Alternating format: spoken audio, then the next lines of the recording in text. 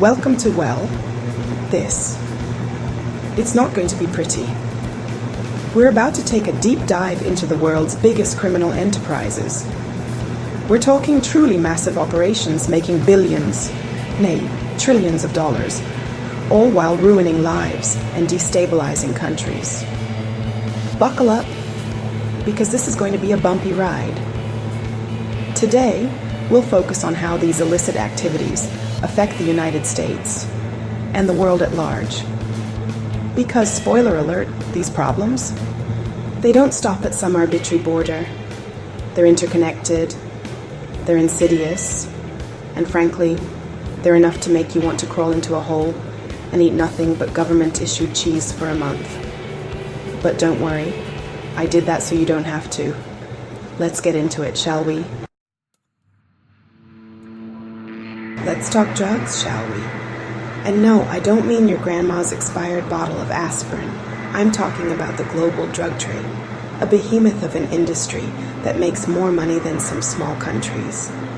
We're talking heroin, cocaine, methamphetamines, the kind of stuff that fuels addiction, destroys families, and leaves a trail of broken lives in its wake. Now you might be thinking, Mariana, this is depressing. Can we talk about something more cheerful like, I don't know, tax audits? And to that, I say, I appreciate your optimism, but this is the reality we're living in. The global drug trade is a multi-headed hydra, and chopping off one head just seems to make it angrier. Think about it. Every time you hear about a drug bust, it's just a drop in the ocean. For every shipment seized, countless others get through. It's like playing whack-a-mole with a never-ending supply of moles who are also high on their own supply. But it's not just the drugs themselves that are the problem. It's the ripple effect they create. Think about the mental health crisis we have in this country. Addiction doesn't discriminate. It doesn't care if you're rich or poor, black or white, Republican, or, well, you get the idea. Then there's the violence. Drug cartels aren't exactly known for their conflict resolution seminars. They operate on fear, intimidation, and frankly, a level of brutality that would make even the most hardened gangster movie villain blush. And the worst part? This violence spills over into our communities, onto our streets, and into our homes. And speaking of homes, let's talk about the families torn apart by addiction. The parents who lose their children to overdoses. The children who grow up without parents because they're either in jail or 6 feet under. The human cost of this industry is immeasurable. Now, I'm not going to sit here and pretend I have all the answers, but I do know this. We need to start treating drug addiction like the public health crisis it is. More funding for treatment centers, more support for families, and fewer people locked up for nonviolent drug offenses. We can't arrest our way out of this problem. We need to address the root causes: poverty, lack of opportunity, and a society that often feels like it's crumbling around us. Because until we do, the drug trade will continue to thrive, and we'll all be left to pick up the pieces. All right, folks, brace yourselves, because this next topic is a tough one: human trafficking. This isn't just some abstract concept happening in far-off lands.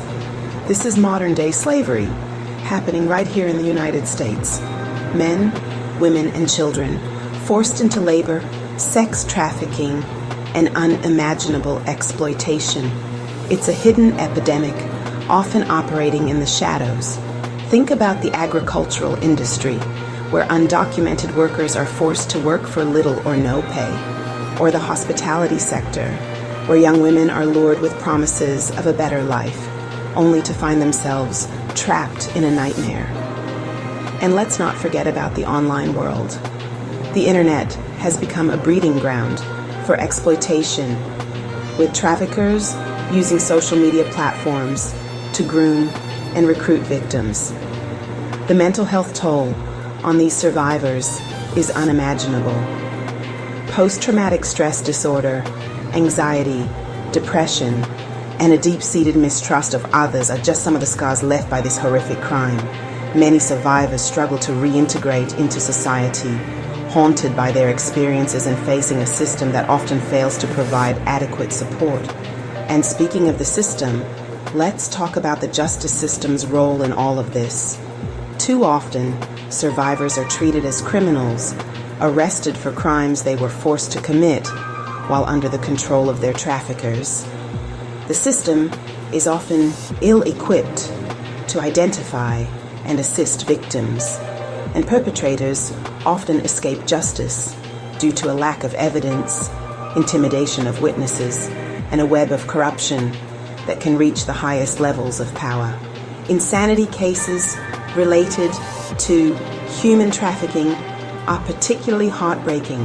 Victims subjected to unimaginable abuse and trauma may exhibit symptoms of mental illness as a coping mechanism instead of receiving the care and support they desperately need.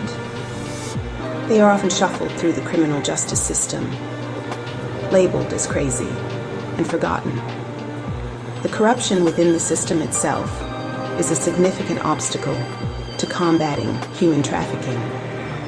Law enforcement officials, judges, and politicians are often complicit, turning a blind eye to the plight of victims in exchange for bribes or out of fear of retaliation. This culture of impunity allows traffickers to operate with relative freedom, perpetuating a cycle of exploitation and abuse. The fight against human trafficking requires a multi-pronged approach. We need stronger laws, better training for law enforcement and social service providers, and increased funding for victim support services. We also need to address the root causes of trafficking, such as poverty, inequality, and discrimination. Only then can we hope to dismantle this criminal enterprise and bring justice to the millions of victims around the world. Chapter 3. All right, let's talk about another elephant in the room, or should I say, another arsenal in the warehouse, the illegal arms trade. This isn't about responsible gun owners exercising their Second Amendment rights. This is about the flow of weapons into the hands of criminals, fueling violence and destabilizing communities around the world. Think of it like a deadly game of connect the dots. Weapons manufactured in one country, often with lax gun control laws, end up in the hands of cartels, gangs, and terrorists in another. It's a global network of death and destruction, and the United States, with its high rates of gun violence and porous borders, is a major player in this deadly game. The consequences are impossible to ignore. Mass shootings, gang violence, armed robberies, and a general climate of fear and insecurity plague communities across the country.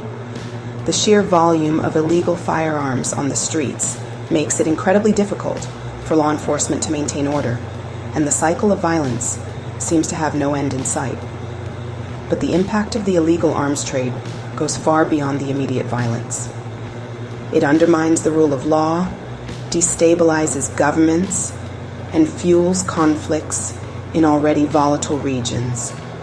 It's a threat to national security and global stability, and yet it often receives less attention than it deserves. Now let's talk about the role of corruption in all of this. Corrupt officials, motivated by greed or fear, turn a blind eye to the flow of illegal weapons across borders, accepting bribes and allowing shipments to pass through unchecked. This corruption extends to law enforcement agencies, where officers may be complicit in selling confiscated weapons back onto the black market, fueling the very violence they're supposed to be preventing. The impact on the prison system is particularly alarming. Overcrowded prisons, often lacking adequate resources and rehabilitation programs, become breeding grounds for further criminal activity. Gangs flourish within prison walls, and inmates, hardened by their experiences, often leave prison more likely to reoffend than when they entered.